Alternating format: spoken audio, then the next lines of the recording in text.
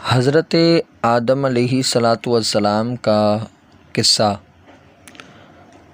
سب سے پہلے تو آپ یہ جان لیں کہ جب اس کائنات میں کچھ بھی نہیں تھا تو اللہ تبارک و تعالیٰ اس وقت بھی تھا، پر پھر اللہ تبارک و تعالیٰ نے اپنی عبادت کے لیے فرشتوں کو پیدا فرمایا، پھر جنات اور زمین و آسمان تخلیق فرمائے۔ اللہ تبارک و تعالیٰ جب کسی کام کے کرنے کا ارادہ فرماتا ہے تو کہتا ہے کن، یعنی ہو جا، تو بس وہ کام ہو جاتا ہے۔ اللہ تبارک و تعالیٰ نے پہلے سیدنا آدم علیہ الصلاۃ والسلام کو پیدا کیا۔ سیدنا آدم علیہ الصلاۃ والسلام دنیا کے سب سے پہلے انسان تھے، اسی لیے آپ کو ابو البشر یعنی انسانوں کا باپ کہا جاتا ہے۔ آپ کو پیدا کرنے سے پہلے اللہ تبارک و تعالیٰ نے فرشتوں پر اپنا ارادہ ظاہر کیا۔ اس بارے میں اللہ تبارک و تعالیٰ فرماتا ہے، اور جب اللہ نے فرشتوں سے کہا کہ میں زمین میں خلیفہ بنانے والا ہوں تو فرشتوں کو یہ فرمان سن کر حیرت ہوئی۔ انہیں اللہ تبارک و تعالیٰ کے ارادے پر کوئی اعتراض نہیں تھا، لیکن وہ اپنی حیرت کو دور کرنا چاہتے تھے۔ انہوں نے اپنے رب سے سوال کیا، تو ایسے شخص کو کیوں پیدا کرتا ہے جو زمین میں فساد کرے، خون پھیلائے، اور ہم تیری تسبیح، حمد اور پاکیزگی بیان کرنے والے ہیں؟ اللہ تبارک و تعالیٰ نے جواب دیا، جو میں جانتا ہوں وہ تم نہیں جانتے۔ اللہ تبارک و تعالیٰ جانتا تھا سیدنا آدم علیہ الصلاۃ والسلام کی اولاد میں سے انبیاء و رسول، نیک، صالح اور اس سے محبت کرنے والے لوگ پیدا ہوں گے۔ اللہ تبارک و تعالیٰ یہ بھی جانتا تھا کہ سیدنا آدم علیہ الصلاۃ والسلام کی اولاد میں سے ایسے لوگ بھی پیدا ہوں گے جو برے کام کریں گے، زمین میں فساد پھیلائیں گے، لوگوں کو ناحق قتل کریں گے۔ ہر چیز جانتے ہوئے بھی اللہ تبارک و تعالیٰ نے سیدنا آدم علیہ الصلاۃ والسلام کو ایسی مٹی سے پیدا فرمایا جس کو تمام زمین سے لیا گیا، اس لیے اب لوگ اسی لحاظ سے پیدا ہوتے ہیں۔ ان میں سے کوئی سفید رنگ کا، کوئی سرخ رنگ کا، کوئی کالے رنگ کا، کوئی گندمی رنگ کا، کوئی اچھا، کوئی برا، کوئی نرم مزاج، کوئی سخت مزاج، کوئی درمیانہ مزاج والا ہے۔ جامع ترمذی میں سیدنا ابو ہریرہ رضی اللہ تعالیٰ عنہ سے روایت ہے، وہ فرماتے ہیں نبی پاک صلی اللہ علیہ وبارک وسلم نے فرمایا، جب اللہ تبارک و تعالیٰ نے سیدنا آدم علیہ الصلاۃ والسلام کو پیدا کیا اور ان میں روح پھونکا تو انہیں چھینک آ گئی۔ انہوں نے الحمدللہ کہا اور اللہ کے حکم سے اس کی تعریف کی۔ جواب میں اللہ نے انہیں کہا، یرحمک اللہ، یعنی تیرا رب تجھ پر رحم کرے۔ اللہ تبارک و تعالیٰ نے ارادہ کیا کہ تخلیق آدم کا مقصد فرشتوں پر ان کی فضیلت و برتری واضح کرے۔ چنانچہ اللہ تبارک و تعالیٰ نے سیدنا آدم علیہ الصلاۃ والسلام کو ہر چیز کا نام سکھا دیا، پھر ان چیزوں کو فرشتوں کے سامنے پیش کر کے فرمایا، اگر تم سچے ہو تو ان چیزوں کے نام بتا۔ فرشتے ان چیزوں کے نام نہ بتا سکے، خاموش رہے، انہیں پتہ نہ چل سکا کہ ان چیزوں کے نام کیا ہیں۔ آخر انہوں نے عاجزی سے کہا کہ اے ہمارے پیارے رب، تیری ذات پاک ہے، ہمیں تو صرف اتنا ہی علم ہے جتنا تو نے ہمیں سکھا رکھا ہے، پورے علم و حکمت والا تو ہی ہے۔ اللہ تبارک و تعالیٰ نے سب فرشتوں کو حکم دیا کہ آدم کو سجدہ کرو۔ فرشتے اللہ کا حکم بجا لائے، سیدنا آدم علیہ الصلاۃ والسلام کو سجدہ کیا۔ یہ سجدہ دراصل تعظیم کے لیے تھا، اور اس کا حکم بھی انہیں خود رب تبارک و تعالیٰ نے ہی دیا تھا۔ یہ عبادت والا سجدہ نہیں تھا، عبادت والا سجدہ صرف اللہ تبارک و تعالیٰ ہی کے لیے ہے، کسی اور کے لیے نہیں ہو سکتا۔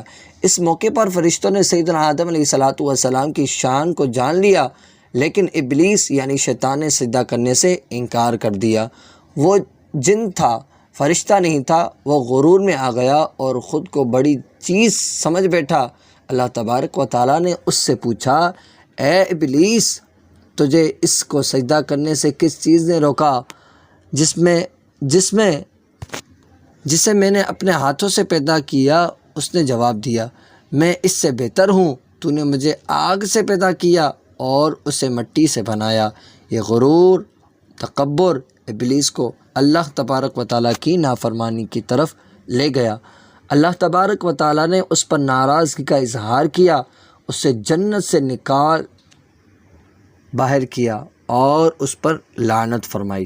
اللہ تبارک و تعالیٰ نے اس سے فرمایا تو یہاں سے نکل جا، تو مردود ہوا اور تجھ پر قیامت کے دن تک میری لعنت اور پھٹکار ہے۔ شیطان نے اپنے بارے میں اللہ تبارک و تعالیٰ کا فیصلہ سنا تو کہا اچھا تو پھر مجھے قیامت تک کی مہلت دے دیں تاکہ میں آدم کی اولاد کو بہکاؤں۔ اللہ تبارک و تعالیٰ نے اس سے فرمایا تو مہلت والوں میں سے ہے۔ اس طرح ابلیس کو معلوم ہو گیا کہ اب اسے قیامت تک کی مہلت مل گئی، چنانچہ اکڑ کر کہنے لگا اے اللہ، میں تیری عزت کی قسم کھا کر کہتا ہوں میں آدم کی اولاد کو اپنے سائے تلے رکھوں گا، ان میں وسوسے ڈالوں گا یہاں تک کہ یہ تیری نافرمانی کریں گے۔ میں حرام چیزوں کو ان کے سامنے خوبصورت بنا کر پیش کروں گا، انہیں حق سے دور کر دوں گا، گمراہی کی طرف لے آؤں گا، یہاں تک وہ تیری نعمتوں کا انکار کریں گے۔ البتہ جو نیک ہوں گے، مخلص ہوں گے، عبادت گزار ہوں گے، انہیں میں گمراہ نہیں کر سکوں گا۔ اسی وقت سے ابلیس انسان کا دشمن بن گیا۔ شیطان کوشش کرتا رہتا ہے کہ لوگوں کو اللہ تبارک و تعالیٰ کی رضا والے کاموں سے ہٹا کر ان کی ناراضگی والے کاموں میں لگا دے، ہدایت کے راستے سے ہٹا کر گمراہی کی طرف لگا دے اور انہیں جہنم کی طرف لے جانے میں ان کی رہنمائی کرے، جنت سے انہیں دور کر دے۔ اللہ تبارک و تعالیٰ نے سیدنا آدم علیہ السلام کو حکم دیا کہ وہ جنت میں رہیں۔ آپ جنت میں رہنے لگے لیکن تنہائی کی وجہ سے اداسی محسوس کرتے تھے۔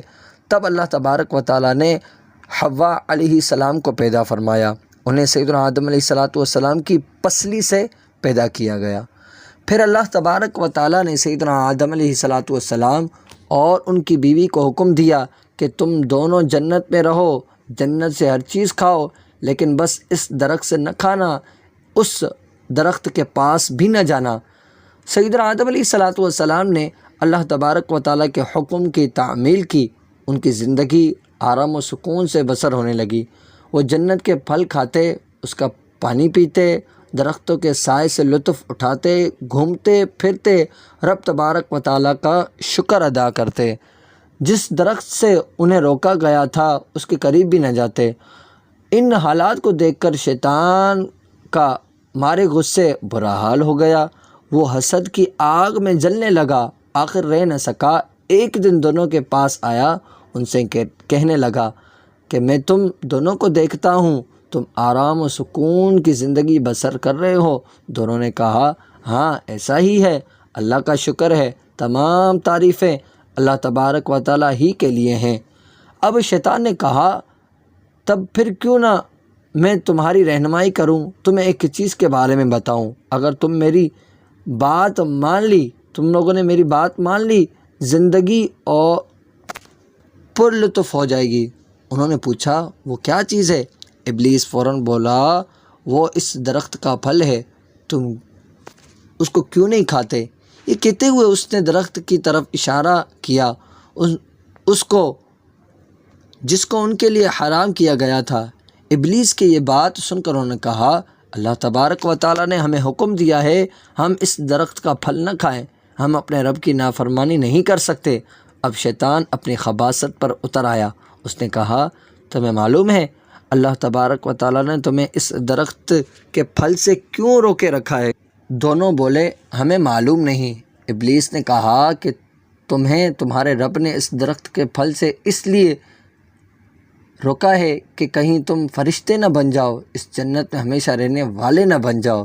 سیدنا آدم علیہ السلام اور حوا علیہ السلام نے اب بھی اس کی بات نہ مانی، ادھر ابلیس بھی برابر کوشش کرتا رہا، آخر دونوں شیطان کی بات میں آ گئے، اللہ تبارک و تعالیٰ کے حکم کو بھول گئے اور انہوں نے اس درخت کا پھل کھا لیا۔ اور ایسا پہلی بار ہوا، سیدنا آدم علیہ السلام اور حوا علیہ السلام سے چک ہو گئی۔ جب تک انہوں نے اس درخت کا پھل نہ کھایا تھا وہ آرام و سکون کے ساتھ زندگی بسر کر رہے تھے، پھر کھاتے ہی ان کے کپڑے اتر گئے، وہ دونوں سخت پریشان ہو گئے اور جنت کے پتوں سے اپنے بدن ڈھانپنے لگے۔ دونوں نے بہت شرم بھی محسوس کی، اللہ تبارک و تعالیٰ کے حکم کو بھول گئے۔ انہیں سزا کا خوف بھی محسوس ہوا، لہٰذا اللہ عز و جل کی طرف دھیان دیا اور اس کے حضور دعا کی کہ اے اللہ، ہم سے بھول ہوئی، تو ہمیں معاف فرما، ہمارے گناہوں کو معاف کر دے۔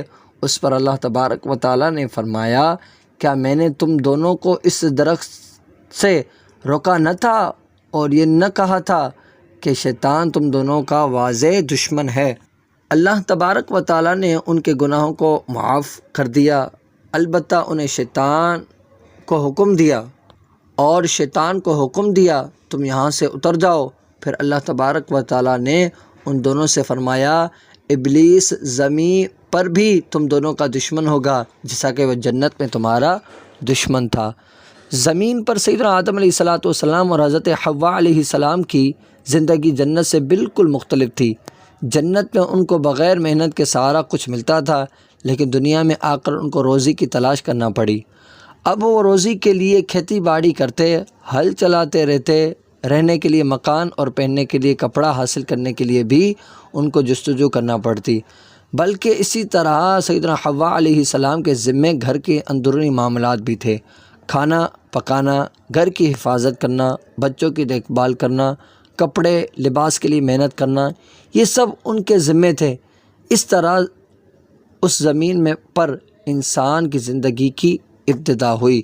سیدنا آدم علیہ السلام اپنی اولاد کو حکم دیتے کہ اللہ کی عبادت کرو، آپ انہیں شیطان اور اس کے وسوسے سے خبردار کرتے، اس لیے کہ اسی وجہ سے انہیں جنت سے نکلنا پڑا تھا۔ سیدنا آدم علیہ السلام پہلے انسان تھے، آپ نے زمین پر زندگی بسر کی، زندگی میں کام کیا، اس طرح سینکڑوں سال گزر گئے۔